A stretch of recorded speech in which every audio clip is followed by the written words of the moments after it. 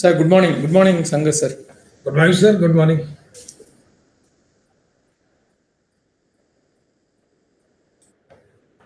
How are you, sir? I am very good. I am very good. Thank you, sir. Thank you. We thank you for accepting our invitation. No, it's pleasure. Actually, I was listening through other lectures which you arranged. No, they were all very good. The content and the resource persons they have already delivered. They were really excellent. I was keep tracking in the YouTube and all. Okay, sir. Sir, actually, our coordinators, Dr. Sunil and Engineer Johnny Singla, they have worked very hard, sir, Yes. for this, sir. Yes. I can see the efforts. Yes, sir. You can see both Dr. Sunil and Dr. I can- Engineer Johnny Singla, sir. Yes. Both are there on the screen, sir. Yes. Yes. Thank you. Thank you, sir. Thank you. Thank you very much. Should we start, sir? Yes, I am ready. I can do. Okay.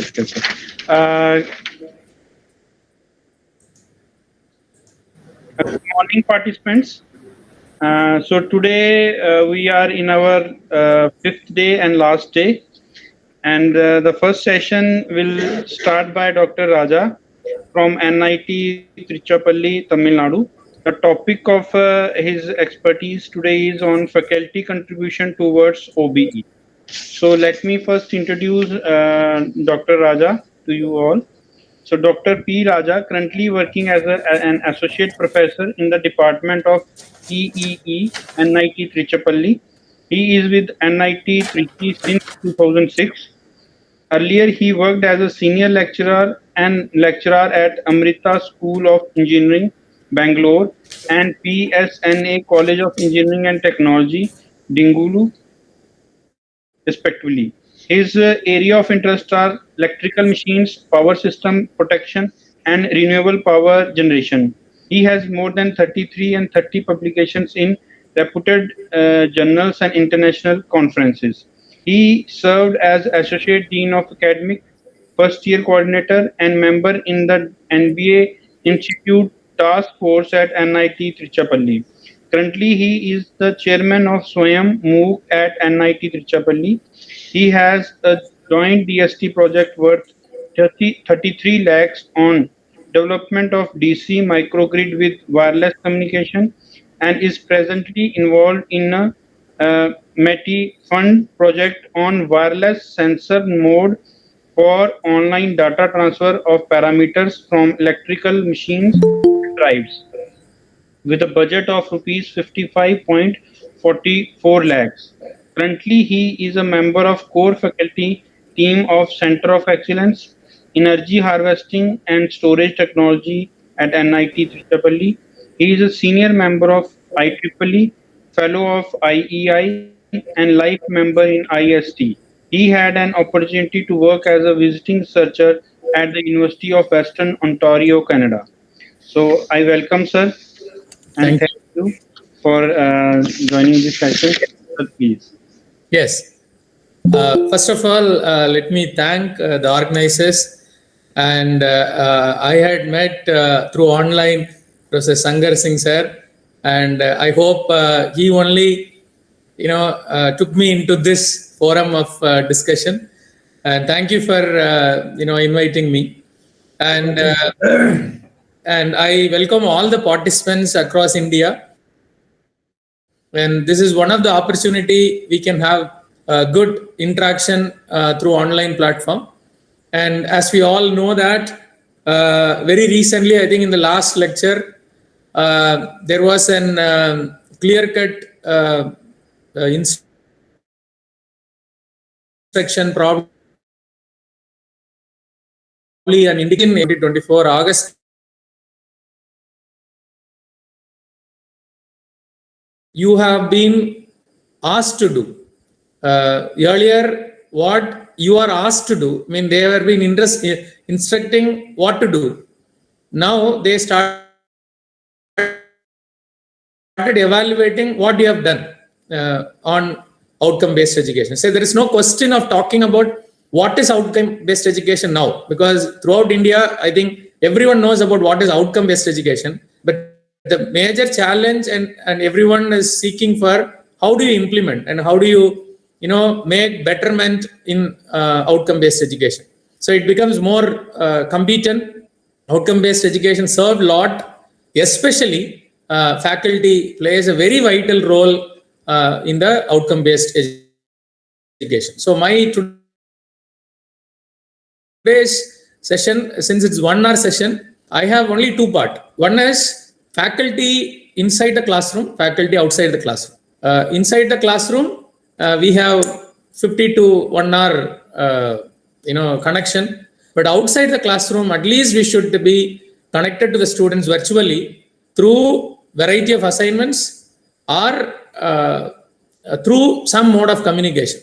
So I'm just going to tell you some pedagogical change or pedagogical components as well as some assessments. These are my two major points. Let me proceed. So before I proceed, I just would like to make one small comment that majority of the discussion what I bring here is based on the experience I have or my friends, my colleagues had in NIT Trichy.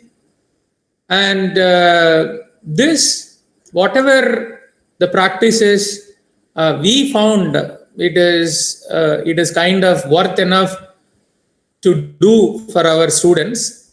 Those components only I am presenting here. So the faculty members here might be doing better than what I am trying to explain. Please continue and share with us. And if you find something which I am telling as new one, and please try to incorporate that. So this is the whole idea of this 1 hour session. And so why are we here? I mean, majorly, these are the components I'm going to discuss. It was output-based education. Now it is outcome-based education. And then let us understand the change in learning environment. We know many speakers who have talked about the nature of receiver. I say, instead of calling them as students, I would say the technical content receiver attributes have changed. They were surely not like us. Us, I mean, I'm talking about my year of completion of my undergraduate and postgraduate. Their attributes and attitude towards learning and listening has changed a lot. So what we found at NIT Trichy especially is that there is a major requirement in terms of how do you hold their attention as well as their learning contribution throughout the semester. That is what we thought about it. And in 2015, NIT Trichy made a massive change with respect to academic reforms. We conducted one conclave on academic reforms that fetched us a lot of changes. Especially, we introduced something called flexible curriculum and flexible assessment. I'm going to talk about that. And there is a freedom given to the faculty members in terms of content delivery and the assessment. What was the background is only to break the conventional way of content delivery as well as the assessment. That was the motto of Conclave on Academic Reforms in 2015. So 2015 to 2024, NIT made a lot of changes with respect to offering courses, the way in which the content being delivered, as well as the type of assessments we carry out with respect to a course. So based on the experience gained in this 9 years of travel in academic content delivery and assessments, I'm going to share my thoughts. And yes, see, the one interesting thing is most of the faculty member, they have not experienced what is outcome-based education. I hope you agree on that. Most of us, including me, I have not gone through outcome-based education when I was a student. but we are faculty now, and we are asked to go for outcome-based education. So the experience we have with respect to outcome-based education is very minimal, according to me. We are all evolving in terms of outcome-based education. So the experience of outcome-based education is happening very slowly, but it has come to a good matured level as far as I understand. Now everyone talks about outcome-based education. Everyone know about outcome-based education. So what I meant here is, when it was output education or output-based education, that I call it as OE, it was only addressing about the passing percentage of the students in a course. It was not giving any detailed insight into how the course was handled, how the understanding of students with respect to the course was not clearly addressed. So that is how the birth of outcome-based education have come. And when, as a faculty member, when we all studied in the output-based education, when we are asked to implement or change to outcome-based education, we really need to put a lot of effort. One such effort only we are doing now. That means listening from various experts and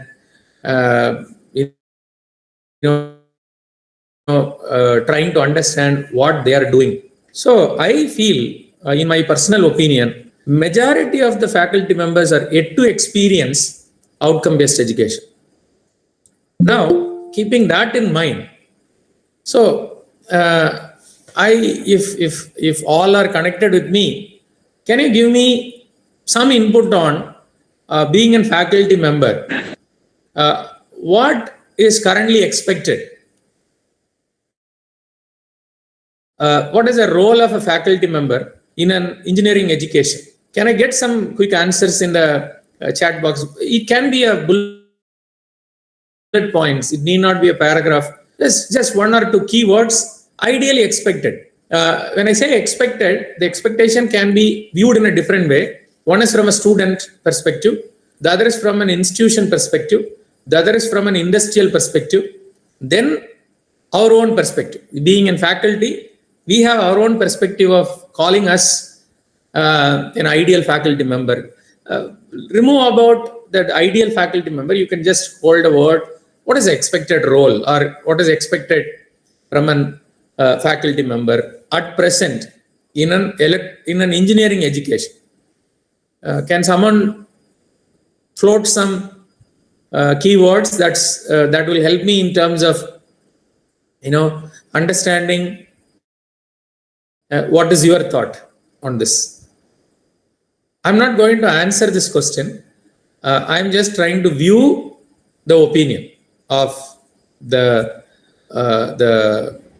members of faculty here, and I hope you are all very experienced and more than me. Raja sir, are you able to hear my voice? Yes, very well. Yeah. Sir. So, in my opinion, with about 37 years experience, Right. 2 decades as a scientist in ministry and CSIR, Yes. and rest as a professor. Yes. So, faculty should be like our Guru, Vasishtha, Vishwamitra, Chanakya. Excellent. Whenever there is a problem in the society, in the concerned industry, Yes. people should look forward for solution from the faculty. That is a Guru. Excellent. I hope I am clear. Yeah. You are very clear, because I'm about to say that when we started our conclave, the Yes. theme of the conclave was Gurukula. Yes. That means the education, especially in engineering education, the education should transform to a Gurukula style. That means Exactly. I have a very minimal number of students, and I will be making them to be more skilled person rather than a bookish person. Yes. That was a theme, and that theme we are trying to still achieve, because there is one side, the mass of the engineering student is rising, and the number of students per class and the per faculty member is keep rising. So attention to an individual student, as you put it very rightly, when Vasishtha and other renowned people, when they were doing their exercise to the students, when they show, they have I feel, in my knowledge, they have very limited students of variety of skill. I don't, they're in electrical engineering, we always say that time t equal to 0, there is an initial condition. Right. Initial condition at which the student come to us are not same. That is the biggest challenge for any of our faculty members. If they are all put up in the same initial condition, then our role becomes very, very easy. I can lift them together. But it has become very challenging when we have variety of students with different skill. Thank you for quoting that. See, your answer given a one-word solution for the question, and Yes. I hope rest of the faculty members here also agree on that. Thank you very much, sir. In fact, my talk was day before. I was giving lot of emphasis on this industry expectations from our outcome-based education. Excellent, sir. Thank you. That's what I feel, sir. So Yes. nice. I will be hearing to you. Acha lagega. Thank you. Thank you very much. Yeah, please continue. Yeah. So, as you know, it's a mere coincidence. You look at my second statement, it is called engaged in teaching and learning process. You remove in that word, it is called engaged teaching learning process. When I say, if you look at the word engaged, it is as similar to our Gurukula. We had got a fantastic structure of education at the initial days. I think I said in a disclaimer, it's all purely my own thought and ideas gained from, very senior people whom I worked with. So we need an engaged environment in teaching and learning process. When I say engaged, people are expected to more in terms of doing something rather than just learning something. So learning, doing is a inevitable process in professional course. When I say professional course, engineering, law, and medicine, the engaged learning and teaching is very, very essential. Relatively, if you compare with other courses of study, there is no doubt about that. So, moving further, let us understand what is an academic ecosystem we have. Academic ecosystem is getting expanded like anything. There were in olden days, when I say olden days, I would say that 2 decades before or 3 decades before, whatever we call an academic ecosystem, the stakeholders of academic ecosystem are the same, but they were little invisible. They were little away from us. Now, I can give you one simple example.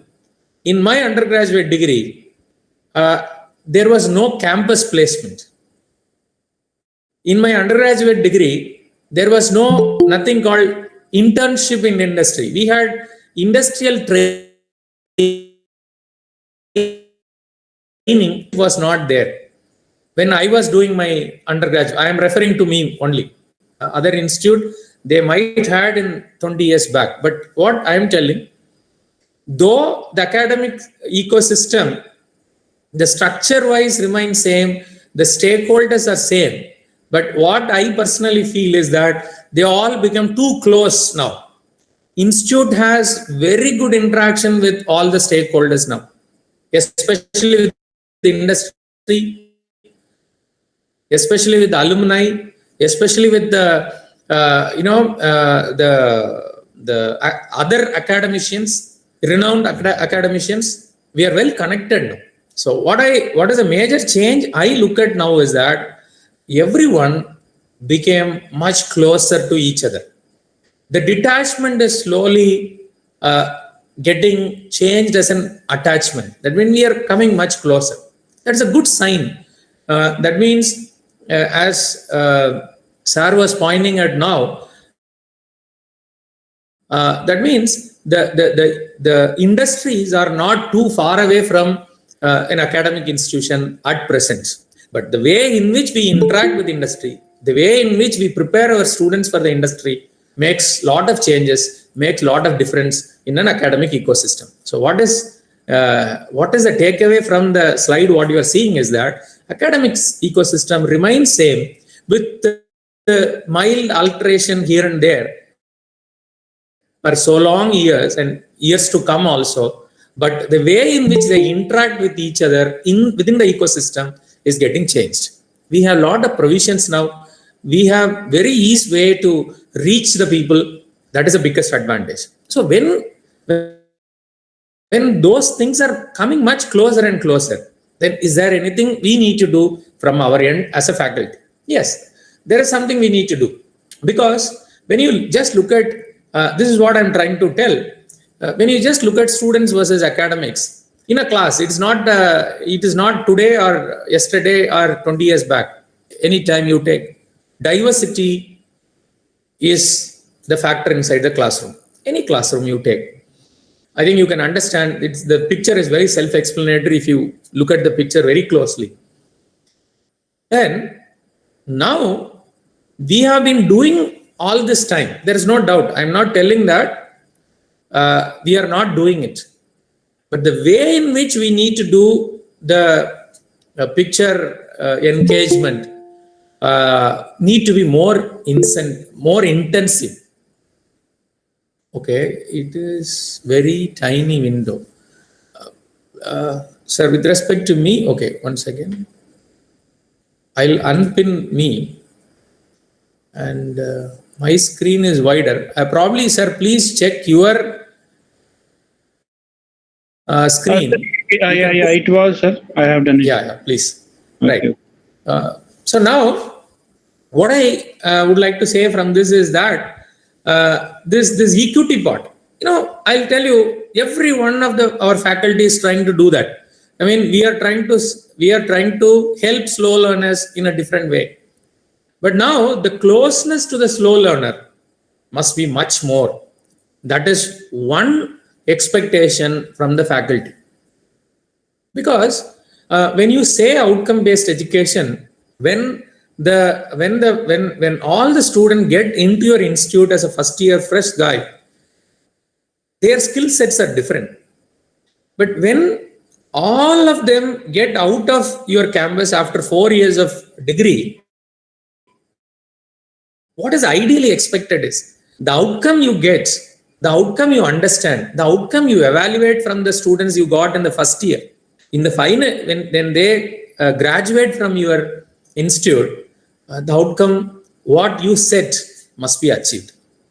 That's the whole understanding of outcome-based education. That means you get a raw material. If you talk with respect to an industrial perspective, you get raw material.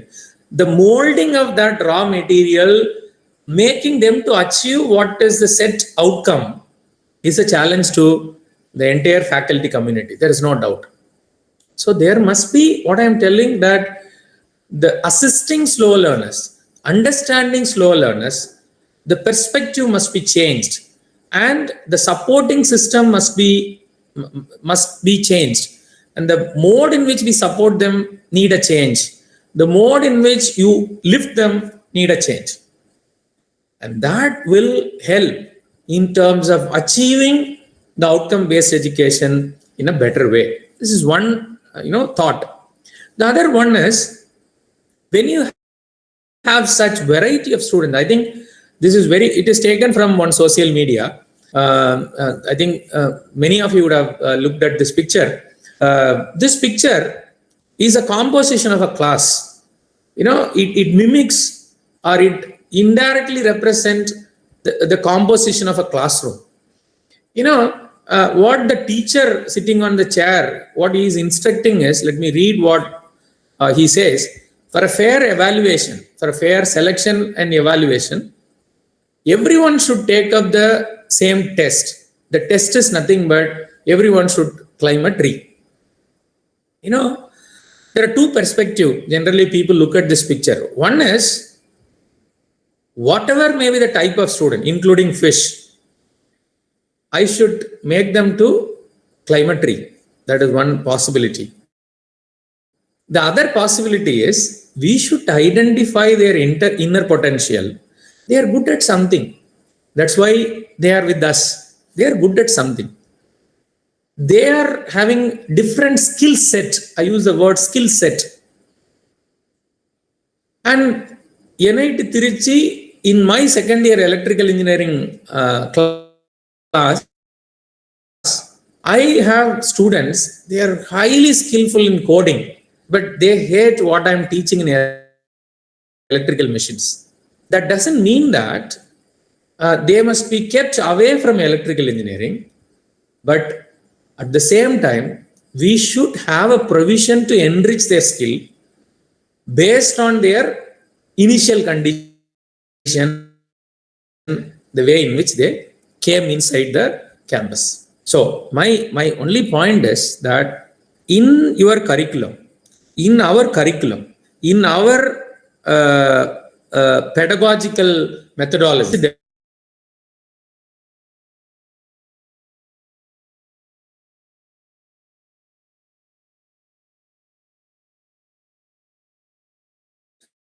content evaluation, all that must be considered. A point I would like to leave here is, before I go to the next slide, don't look at this picture more seriously and try to connect everything one to one. You know, the picture thing seriously, but the idea is that we need a little more deeper lens to look at our composition of the class. That is the only idea. So the point I would like to convey here at this moment is, though we take care of all our students, though we do the needful things, probably there may be a requirement of little more attention in a different way required. That's the only thing I would like to say. So faculty, make very sincere contribution, very serious contribution in terms of addressing that. Why do you need a reform?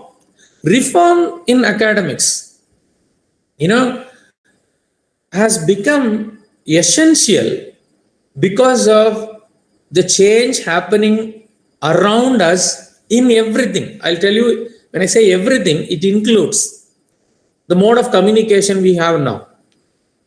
The mode of communication, when I say we are in digital era, people are talking about more than that. More than digital era, people are talking about that. That's, you know, artificial intelligence. Teacher getting replaced by artificial intelligence. Now, why I say this word now is that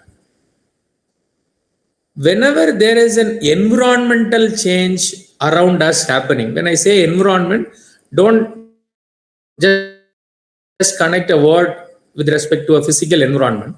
I'm saying with respect to the change in our community, the change in our, the entire change happening around us in industry, around us in a local, you know, local community, that means village, city, urban, non-urban, semi-urban, all that, there is a change happening. Everywhere there is a change happening. The point is, when everything changes, we had a button phone, now we have a touch phone. There's a change, that's all. When everything changes, that will have direct or indirect impact on our system also. So, knowing about the need for academic reforms, understanding about academic reforms becomes really essential. I'm just going to highlight few points about the need for academic reforms. Number one is students' perspective. In students' perspective, students are at, is my slide changing or got stuck? Now only there is a change, I think. Yeah. So students' perspective, students learning happens at different paces, slow, medium, fast. And students' capability to showcase their level of understanding also is different. I repeat, the capability to showcase their level of understanding. I am teaching one topic today in my classroom. If you just ask one question, somebody will tell like a gunshot, to the point. Somebody will, gather some vocabulary, gather some words, and then they try to represent. Somebody will say, sir, I can put it in a diagram and tell you. I am not good at, oral representation. I can put a drawing. I can put a mind map. Somebody will say that, sir, I will write rather than talking. So the showcase their level of understanding is changing. This is one requirement I'm telling. The second is missing important pieces of information in the class. I think being a faculty, everyone have an experience of one common thing. What is the attention span of a student for 1 hour class? I need not to tell you yourself will have an experience of attention span of a student in a class. And there is a universal survey available. If you simply Google it itself, it is coming. The attention span of the time, the current students we handle is coming down because of various aspects. I think you may be knowing better than me. There are so many aspects. So this is one point. The other point is people getting absent for classes. Many reasons are there. I just listed. Then students are not completing assignments. Forget about the term homework. People are not liking to use this word homeworks now. Assignment itself, see, sometimes the terminology will affect the receiver. When I say tomorrow you have a test, that has some impact. Tomorrow you should submit assignment. Rather, you can say that tomorrow you are expected to submit the outcome of your learning. I'm just telling some words. Let us avoid using deadline for assignment submission. You are expected to submit the assignment on so and so date.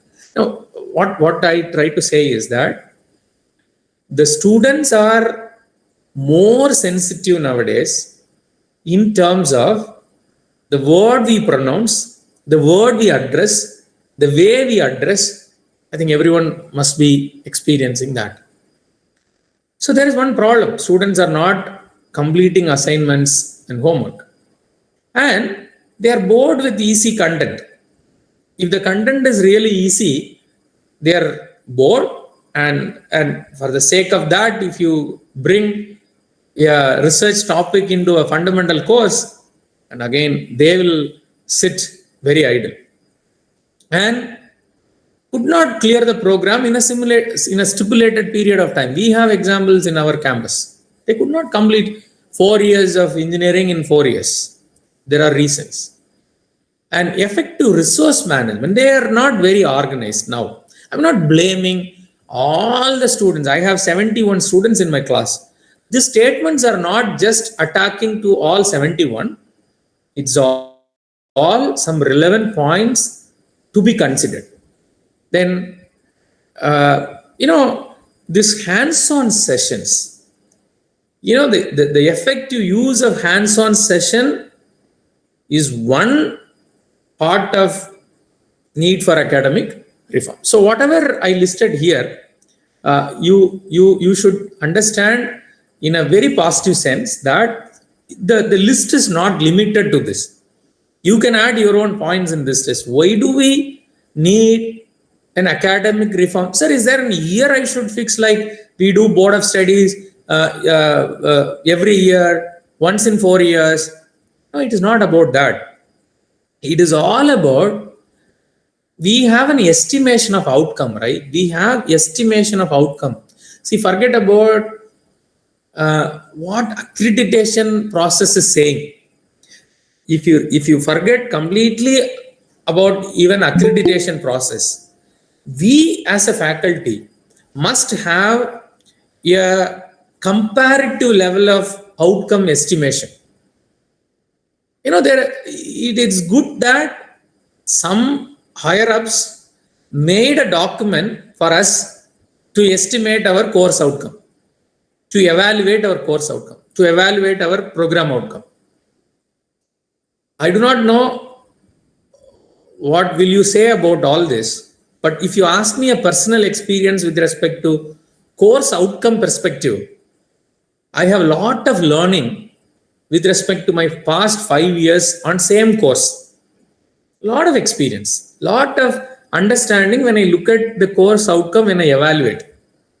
And that influenced me where to pitch more, which topic students are struggling to get. That changed my pedagogical methodology. That changed me, surely. Then, what sort of assessments, what sort of questions, they are not okay. Because if you look at our NBA document, each question paper, you are supposed to give an indicative course outcome, the level of course outcome, all that it is asked. When you place it and when you evaluate, you will get very clear-cut idea on which course outcome students are performing very poorly. That indicates us that two things. One is there could be a problem with the students. I would say 3. Second thing is there could be a problem in the way in which we deliver the content. Number 3, there could be a problem the way in which we assess the content. These are the 3 major content I could witness if there is a problem in an attainment of course outcome.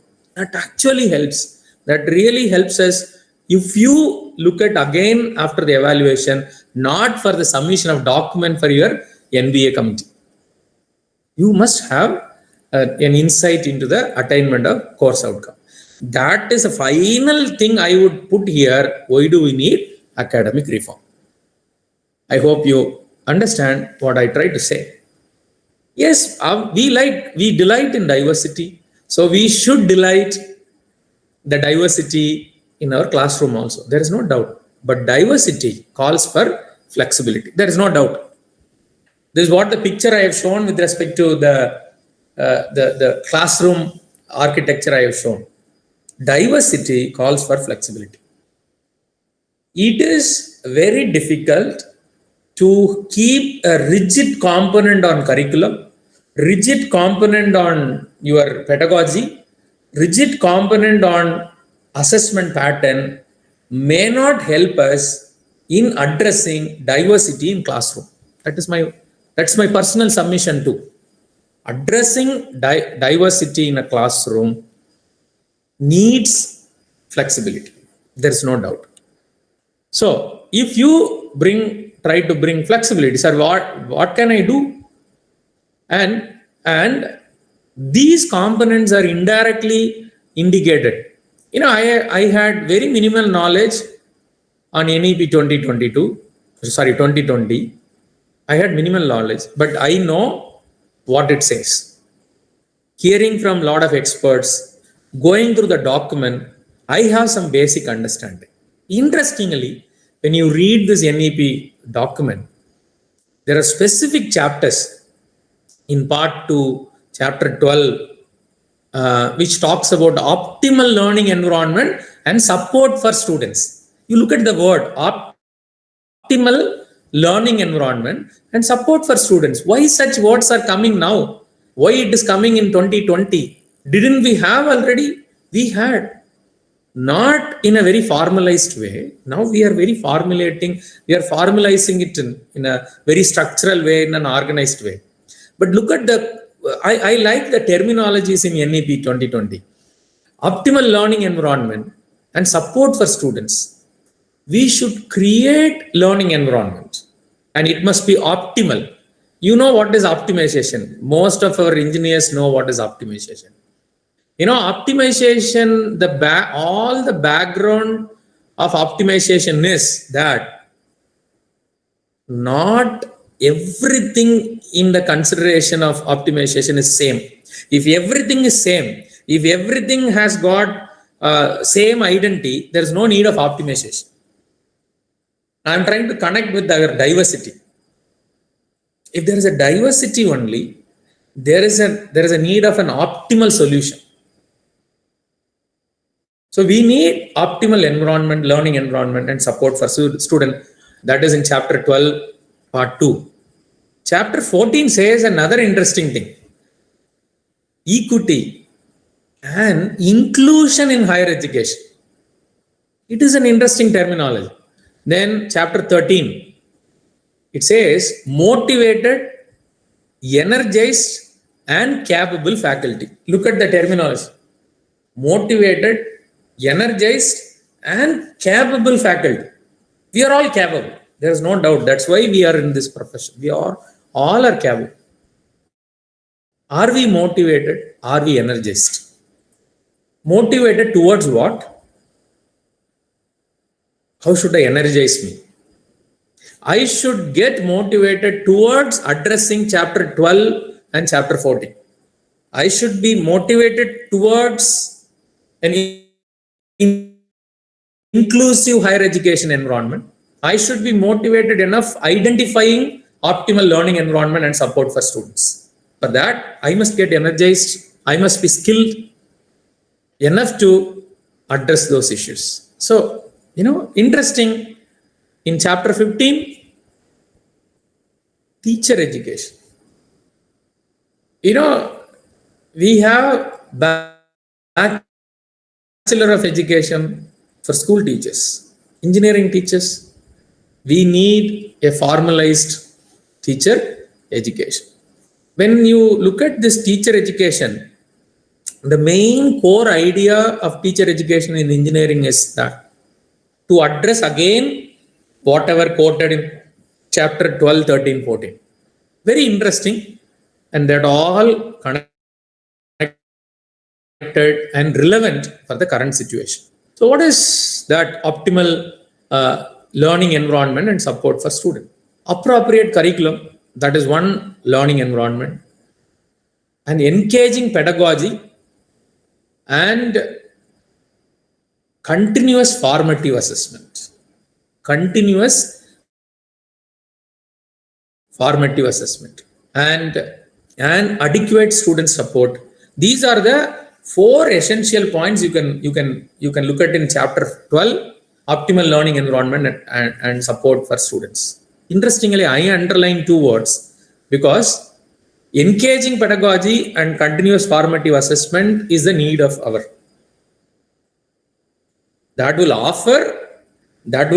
directly or indirectly lead to optimal learning environment and support for students. I'm just trying to quickly go through what are those engaging pedagogy. Where do learning happen? Learning happen everywhere. It is not that only in the classroom. It is not that only in the laboratory. It happens majorly in their hostels. Majorly, I'm telling hostel rather than at their home. In hostel, the advantage is the peer-to-peer communication, the peer-to-peer learning happens whenever there is a necessity.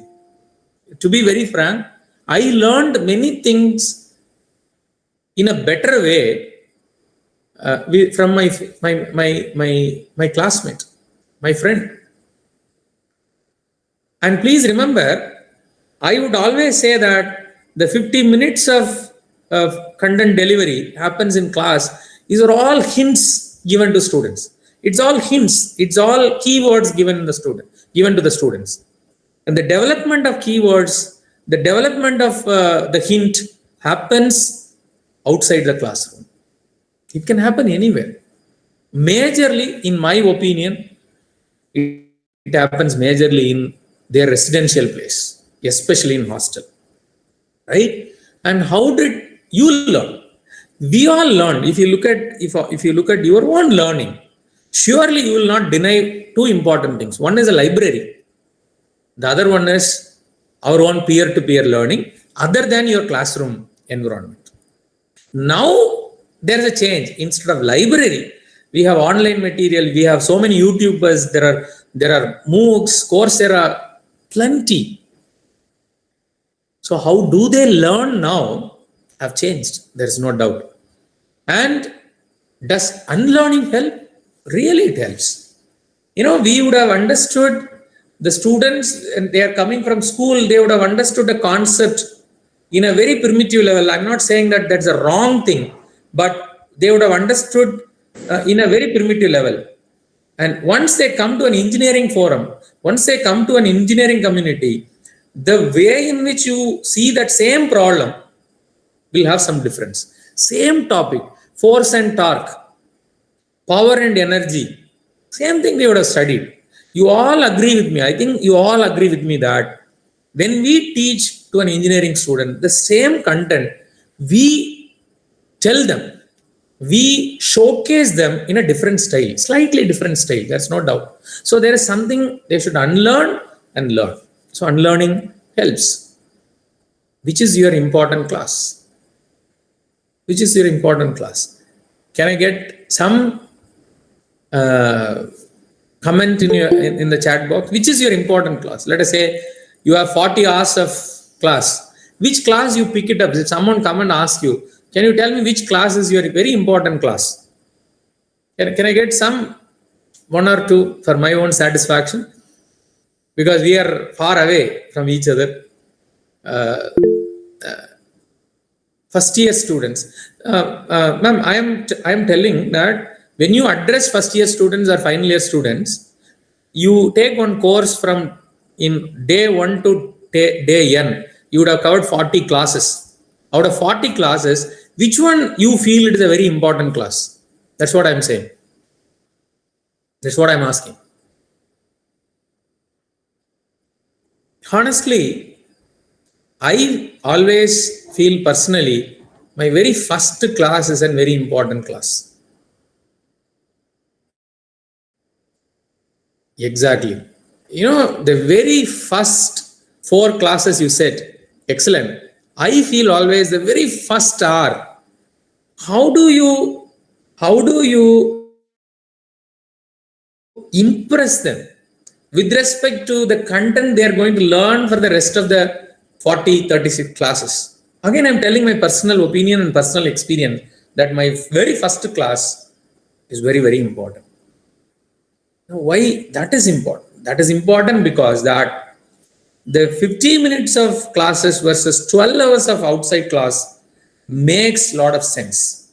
As I told very clearly that this 50 minutes what we handle is all hint. It's all they hear little, they reject something, but the rest of the 12 hours, right? So we need for sure a blended learning. That's an idea. The idea, one idea we pitch here is a blended learning. Blended learning is not new. Thanks to pandemic, we understood a lot of tools to make blended learning effectively. I'm not going to tell very detailed way, but what I'm telling, blended learning must be, must be given. When I say blended learning, it has got 2 major components. One is called synchronous learning and the other one is called asynchronous learning.